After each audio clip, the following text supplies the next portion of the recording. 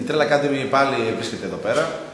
Το είχαμε υποσχεθεί ότι σε κάθε εκδήλωσή μας θα βοηθάμε όσο μπορούμε διάφορες οργανώσεις για την εξυπηρέτηση οικογενειών. Έχουμε κάνει τη δωρεπιταγή μας που είχαμε υποσχεθεί.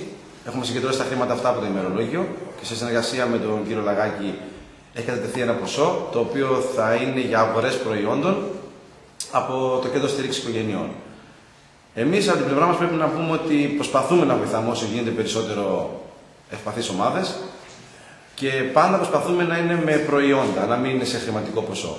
Ελπίζουμε να έχουμε τη στήριξη κι άλλων συλλόγων, κι άλλων φορέων, όπως θέλει ο καθένας, κι άλλων πολιτών, να συνεχίσουμε αυτή τη δουλειά μας. Γιατί εμείς το έχουμε δει πλέον ως δουλειά, πρέπει δηλαδή να το κάνουμε και αυτό.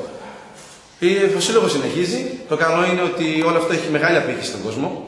Το βλέπουμε κι εμείς από τα μπράβο που παίρνουμε. Τα μέλη μας αυξάνονται, οπότε συνεχίζουμε με την ίδια δύναμη.